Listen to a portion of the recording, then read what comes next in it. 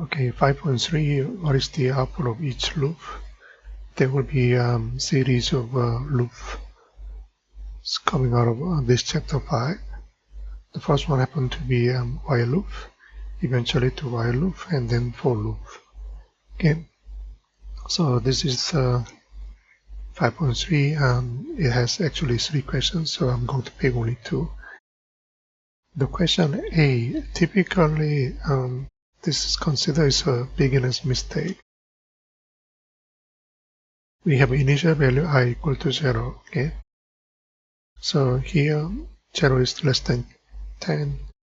Normally I like to write it down here as 0. Okay, so 0 divided by 2, whether we have a reminder, okay, that's the reminder, is 0, yes it is.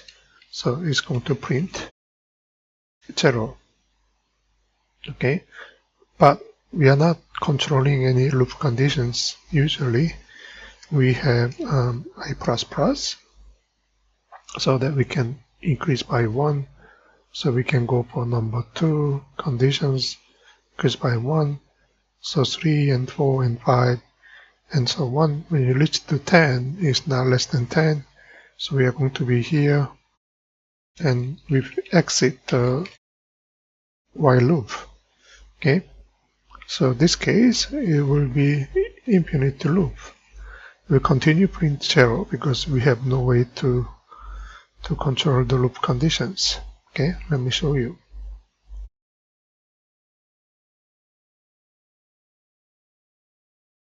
Okay, we'll continue print. Okay, as you can see here, it's continuous. So this is the only way we can stop. Okay, let's add a control. Okay, so I++ means we are going to increase by 1. Okay, we are going to increase I by 1. So it will repeat 10 times, and we'll continue print. Okay, start from 0, and then 1 and 2 and 3 and so on. So it will repeat 10 times. By here, we are going to look at the even number, okay, include 0. Okay, so here, if it's number 1, it doesn't go through here, we skip. If it's number 2, reminder is 0, so we print, okay, number 2. Increase by 1. If the I is 3 less than 10, again, the reminder is not 0, so we come down here, increase by 1, I become number 4.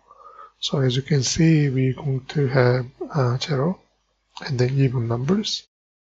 We cannot print 10, as you can see here. 10 is less than 10. That is not true, so we are going to be here. So that's why number 10 is not included in the output. That's all. Thank you.